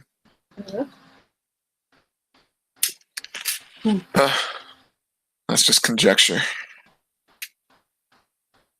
Do we want to go to the quarry? Yeah, that's where the most men would have been. So we're either going to find someone hidden or we're going to see a lot of blood.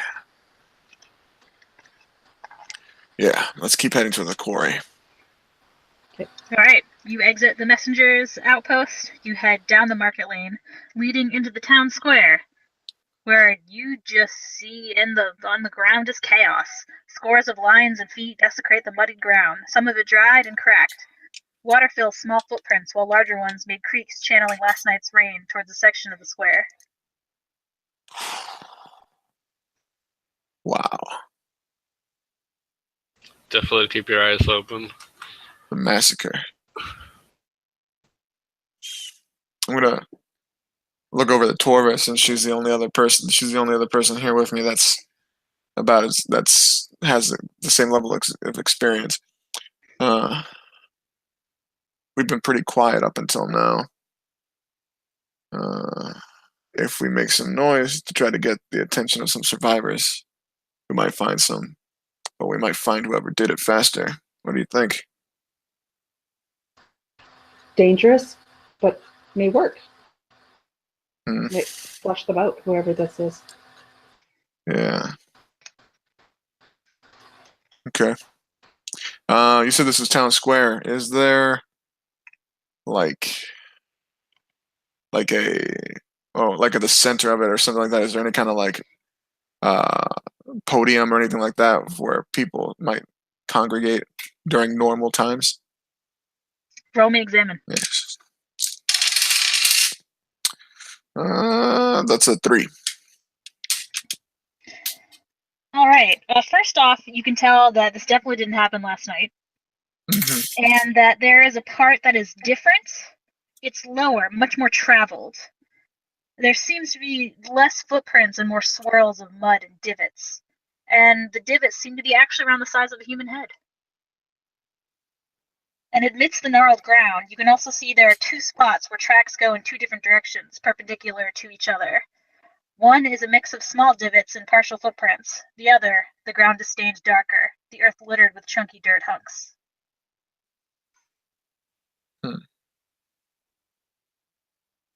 Okay. This is an odd formation. Emerald, come here, look at this. What do you make of this? So I imagine I'm rolling survival. Mm-hmm. Please. Don't hate me, but it's 4 total. I don't hate you. I would never hate you. Yeah, you notice that what it really seems like is that in this place, there is that one larger area where the ground is lower, and then from it, it's literally 2 sets of tracks. They mostly go towards another circle of area. One is definitely bloodstained. Like, it's been a bit, but you can find actually some shards of bone mixed in with the chunky earth. And the other one, there's less footprints and again more of those strange divots, as if human knees and hands and heads were being pushed against the ground. Okay, so I think I will go to the I will tell him, and then I will go to the part where the bone was at and take out the bone and give it to him. All right. This is some savagery. So it looks like they rounded up townspeople and brought them here, huh? To what? To sacrifice them? For what? Like, human bones are here. I was about to throw it out of my hand, and then I look at it. Does it have like any markings, like wounds or anything like that? Like sword mark? It does have a set of scrapings on a broken edge.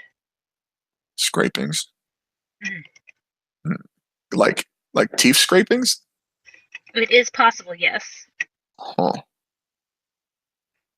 Kind of show it to Amaryl and Torva. Does this look like someone ate people to you? Or something ate people to you? Can I find out if it is like teeth marks? Yes, roll survival. 3? Yes, these are definitely the scrapings of teeth upon the bone, like something had gnawed it and cracked it in half to get at the marrow. Good. I would definitely be like, yeah, something definitely bit into this. This whole wolf thing starting to sound a lot more real. Yeah. At this point, I'm hoping it's wolves, because the other thought is just downright sickening to me. Yes. The most concerning part to me is the fact that some of them were brought down to their hands and knees. An animal wouldn't do that to a human. No, it's like there's like 2 piles. You can live, and you're dying. Yeah, that's what it looks like. That seems more human to me. Disturbing. Still think we should do the sound the alarm? No.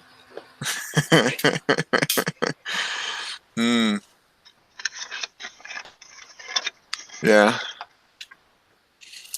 Okay. I don't know. Do you have a bone to pick with these people? Good Oh, pot. I do. This is just not right. This is not right at all. I Not mean, the there's, savagery, the blood, what is going on here? yeah, yeah. I think we should sound that alarm. You know what?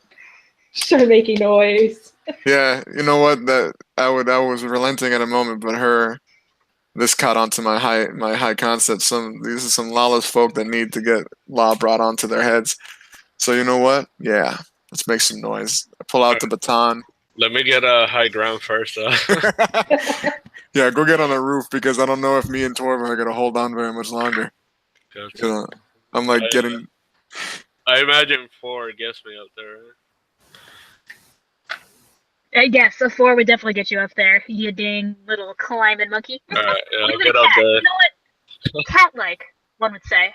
Oh shit. Yeah, I will get up there and like kind of like get prone and take out my bow so that way if somebody comes they can't see me. Okay, roll a mislead if you have it. If you don't, just roll me some dice. Oh, you do have it. 3. Roll me mislead. Ooh, a 3. Nice. He's very skillful. He is. This is So why he will be steel. so Morgan is just he pulls out his baton and just starts like smacking it on wood or metal if he could find any and just like making as much noise as possible. It's like the lawmen are here. You're free to come out. We will help you. Torva's like, What do you do, Karen? oh yeah, she's yelling right with him, saying, show yourselves. You have nothing to fear if you're innocent. Mm-hmm. All right, a lone howl suddenly cracks the conversation between you all, joined by another and another. It seems there was more wildlife to be found, hungry and angry in this ghost town. You brace yourself for more starving desperation, but are not prepared for the sight that suddenly rounds the corner and into your view. Wolves. Wolves the size of horses. No, as if 4 horses had been placed together side by side, teeth grinning and ready to tear into you at the command of the figures sitting on their backs, with metal armor that didn't gleam in the light, a garish color peeking out from between the joints. 3 of them stood there in the dry, crackling streets, staring you down as one of them pulls slightly forward and tilts their head back. Strangely, the man is armed like a regiment, a pair of swords at his hips and 6 more strapped to his mount's saddle. So, what do you think of the strength of my unit? The figure asked jovially, as if this carnage had been a leisurely picnic. Can I shoot him in the head? You totally can shoot him in the head if you choose. Roll. Oh, I'm going for it. I was about to start talking to him, but I'm assuming an arrow's about to bounce. I'm pretty sure 5. That's pretty good. I've been at 5. What'd you roll? Yeah, 5. 3 and 2. Holy bajolies. Yeah, he did not know there was someone about to shoot him. Because he did not notice you sneaky bastard. Oh, wow. Yeah, I'm sorry. Not only... I didn't want No, you're fine. You are absolutely fine. This is awesome. Okay, not only did you shoot him in the head, you get to place a tag of -2. How inconvenienced is this man, considering you shot an arrow in his head, but didn't kill him? I would say he got brain damage because I'm pretty sure the arrow probably pierced his skull. No. That would definitely be a more severe consequence, or one that would literally kill him on the spot. So, like, a mild consequence is something that would, it would distract someone, but it's not, terribly life-threatening. I don't know. Maybe the arrow went through his mouth and he's bleeding. Oh, through a cheek? Well, close enough where it just went through the side, came out of the other side. I'm gonna say for the sake of for mildness, because we can't go. Yeah, I love how you're describing moderate ones, but and the viciousness, Karen. I don't see that viciousness on the side. As he's talking, you literally put an arrow through his cheek. And he stops, and he is so offended by this. He turns, and he looks.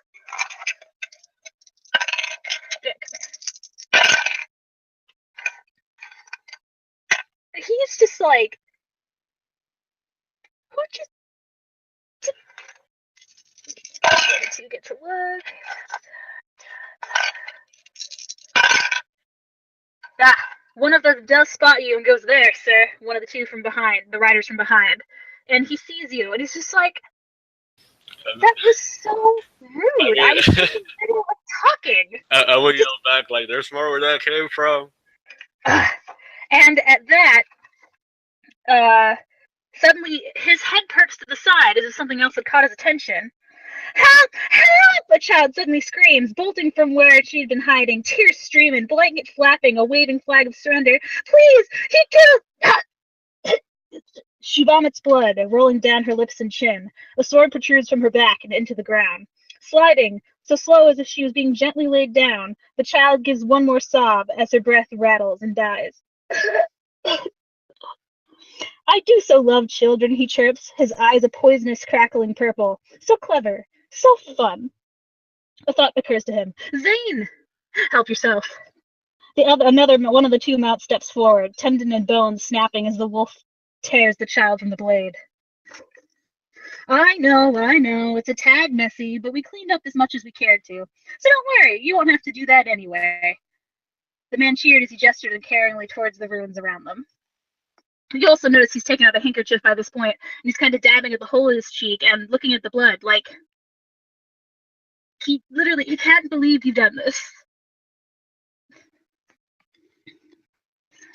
"Now, I find myself the bearer of bad news," he mourns. "As much as I know you're enamored by my handiwork, we've got to take a little trip back home." A sudden feral grin slashes across the man's face. "After all, we really shouldn't kiss and tell." It's at this moment you realize, with the sudden sword appearing, one of the swords on his hips is gone.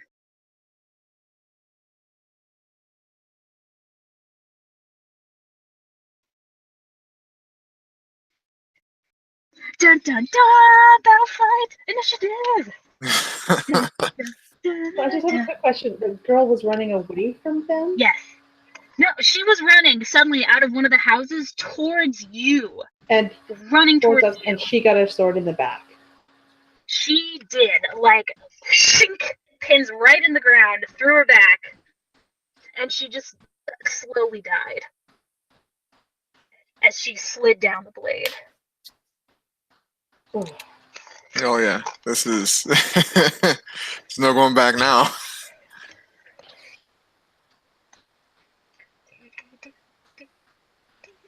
All right. Okay, and Aramel, you have a 3, correct? That is correct. It is your turn. What would you like to do?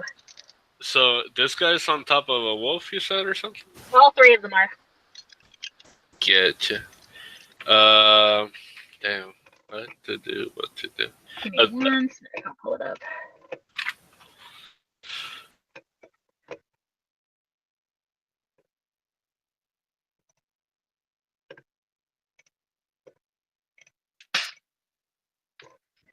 The green diamond is you guys. The red diamonds are the other guys. Okay, so I'm gonna take my bolus and I'm gonna try to pin the wolf that he's riding on. Okay.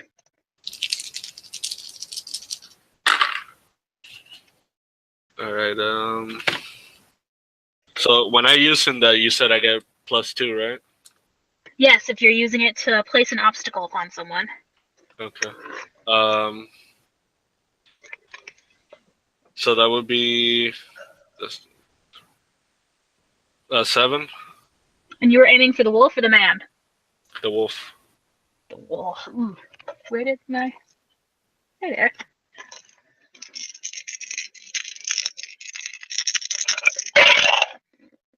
And the wolf does not dodge that. How would you like to describe this amazing 7? I throw the bolus, and as it's going, it just grabs both of his legs, and he just like falls on the side, like he can't get up. His paws are together. Understood. I like it. You whip the bull around and throw it. These guys are quite larger than the dog, so you know you can't quite aim for the neck. And as the stones knock together, they knock together one final time as they wrap themselves around the front of that wolf's legs. The leader, once again affronted. Ah! Must you pick on me? Lord. Then it would be... It would be the gentleman in the back.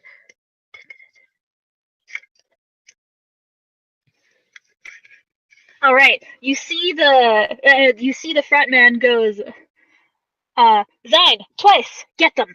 And you see them both raise their hands, both of their eyes glowing that crackling poisonous purple. And I need both of you to roll athletics. Karen and Sam, I should clarify.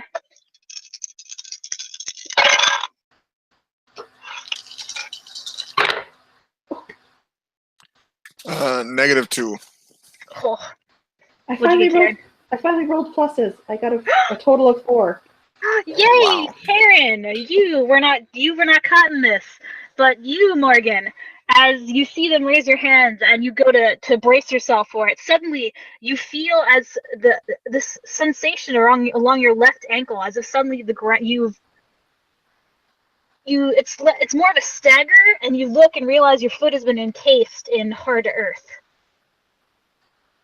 You now have an obstacle with a breakage of 4 on you for movement.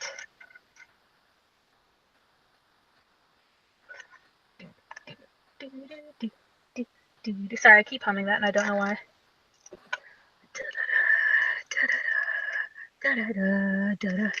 And then that would be Torva and Morgan. Let's go with Torva. What you doing? You're free. Okay, I have a question because this whole thing kind of set off all of my aspects. So how does that work? Okay. Which aspects are you referring to? Well, I have a bone to pick with these guys because they're like, you know, they just decimated this town. They shot that girl in the back. Shield the weak, and I'm quick to anger. So flash fire. You make a great point. All right. So in this instance, when you can choose to tag your own aspects. The first, I believe, if I'm correct, Sam, the first tags are free, or do you have to pay a fate point? When it's your own aspects, it's you invoke them, and that costs 1 fate point each. Okay. So she has the benefit of being able to tag to invoke all of them if she has the fate points to use them. Karen, how many fate points do you currently have? I have 3. Okay. You can choose to invoke all 3 if you'd like, or you could just do 2 of them and save your fate point for something just in case. Or you can invoke 1 of them. And what happens if I invoke them?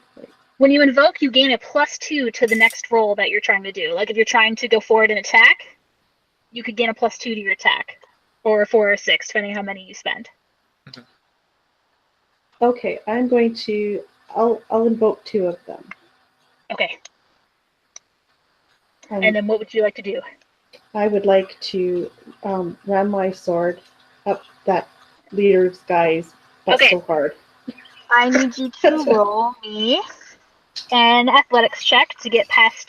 When you do movements in Fate, you can move 1 zone without having to worry.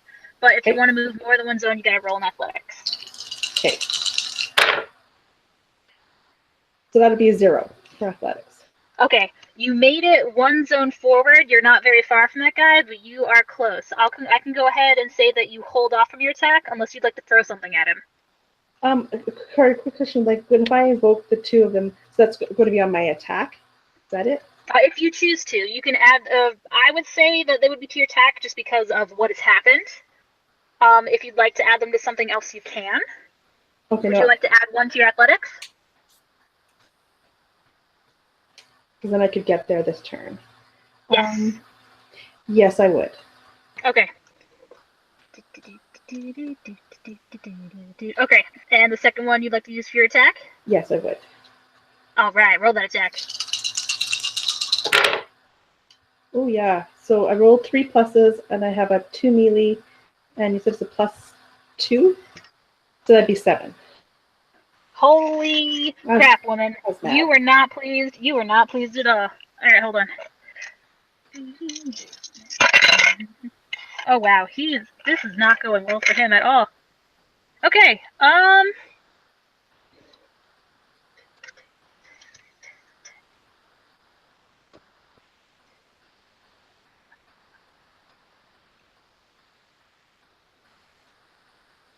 All right, I would like you to declare a moderate consequence on him. So go ahead and, as you were doing earlier, I saw in the chat, lovely. Describe something that would be very moderately hindering to him at this moment. Now he's on top of a wolf, right? He is.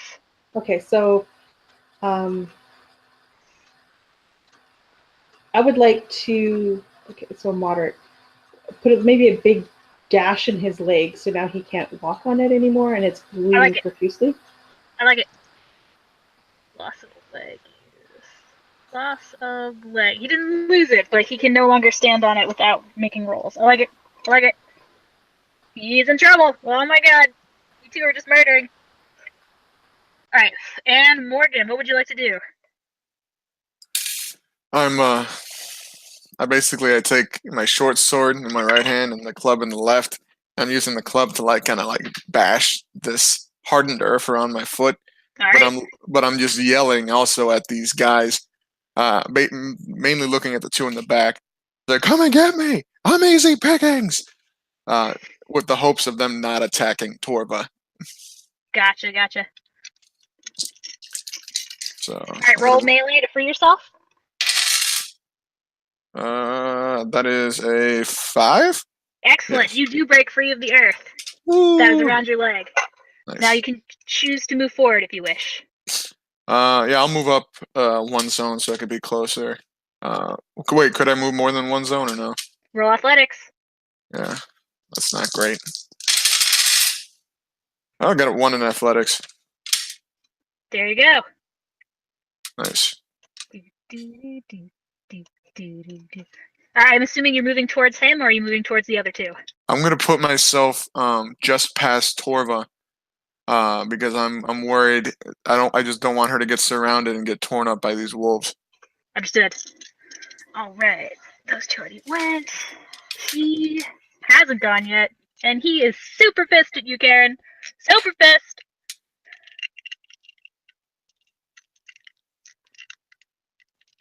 Let's see. Okay, I need you to roll me an athletics check, Karen. Can I use instinct to dodge out of his way instead? No, unfortunately, that is a passive skill. You cannot use it actively like that. Okay. I rolled, it would be a total of 1 for athletics. Total of 1? Yeah. Oh, right. And he got a 1. You literally see his arm raise up because he's super pissed. And he actually throws a sword at you. It's like he doesn't even touch it. He just puts his arm over his hip as if pulling the sword without touching it, raises it above his head, the sword is floating, and he throws the sword at you.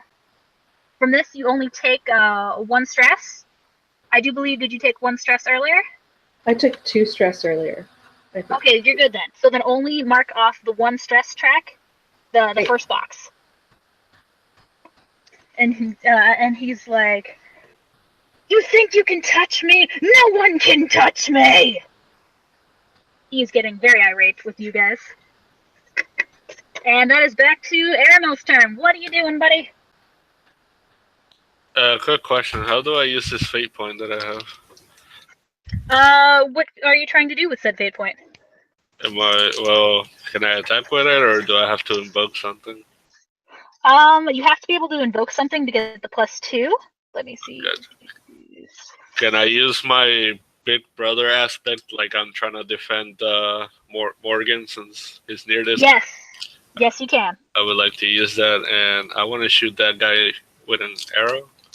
Which guy? The one that is next to them, the leader. Okay. Roll it. Alrighty. So I get 6 in total with the 2. Oh, Lord in heaven above. You guys have made right work of him.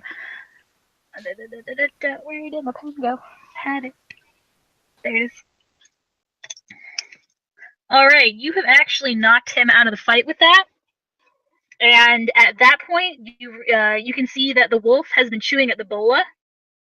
And with chewing at the bola, the wolf literally just backs the hell up.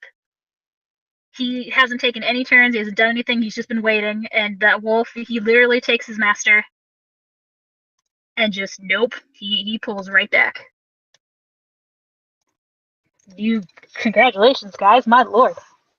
You just chewed him up like he was goddamn hamburgers. Alright, that leaves it to these two guys in the back. They take a glance at each other. They look back at their leader. And they actually decide to leave. They literally turn around and they just bolt from the scene.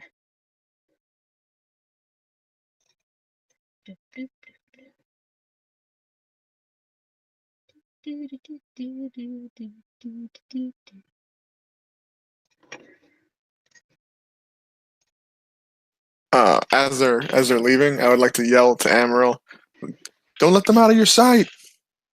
Find out where they're going."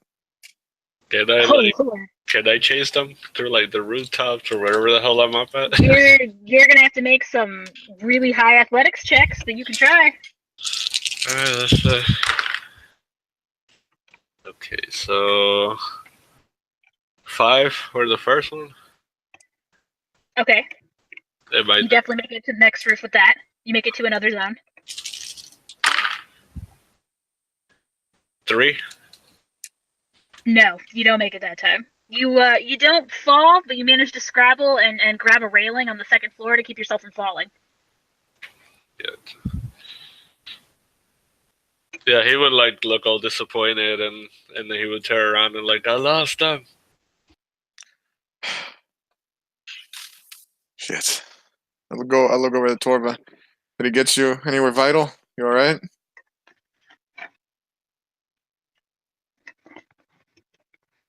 I look around at myself and I can't tell if the blood on me is me or from him. And I'm like, I don't know. I think I'm okay. Alright. Shit. Did he? I kind of like. I go to like move, but then I kind of look at her. Is he holding that sword he hit you with? No. That was the weirdest thing ever. Yeah. The ground ate my foot. Were their eyes purple? I didn't see any color. I was too focused on the I don't even know what to call them. Damn. Down the big wall. They were riding wolves. Who does that? I thought they were hairy horses. Those things were too big to be wolves. At this, I'm literally, Morgan is just so infuriated at just sheer nonsense. He kind of like kicks over one of these busted up kiosks and just like, what is this? Kind of like. Can I run and see if the girl's like breathing at all? Yes. You can indeed. As you get to her body, you go and you check her pulse. She's not moving. She's not breathing. This girl is well and truly dead. Is the sword still in her? Oh yeah, it is. It looks like a generic longsword. Okay, I'm gonna take it with me because that sword's gonna go back in. Nice. I love the enthusiasm. Okay. Anything else you'd like to do in the town while you're here? Or do you feel you have enough to make your report? Which direction did they head off into? From what you could see, it was more of a northeasterly direction. That's not towards Larrington, is it? No. Is it towards the quarry? You haven't found the quarry yet, so you are unsure, but it could be.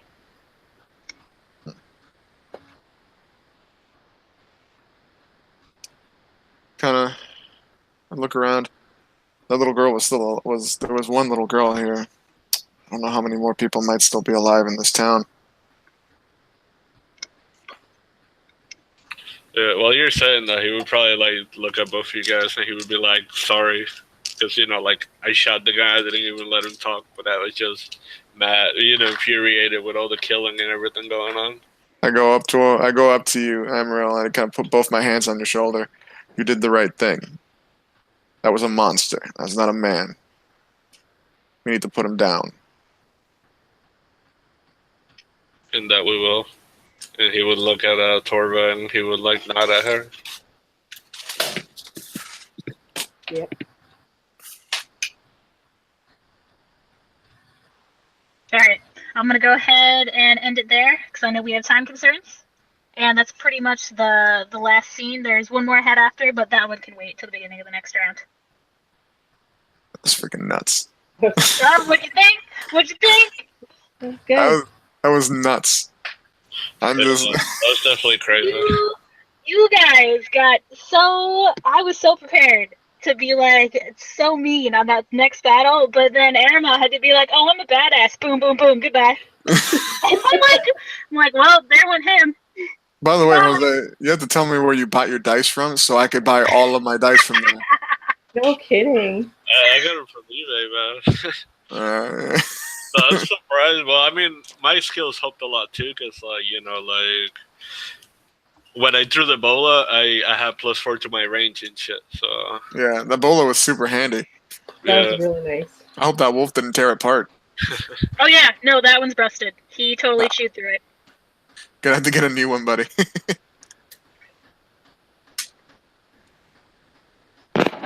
All right, so for the sake of the broadcast, this has been Melissa in my homebrew setting of Duval, and it's been lovely DMing. Farewell, and I hope you all enjoyed.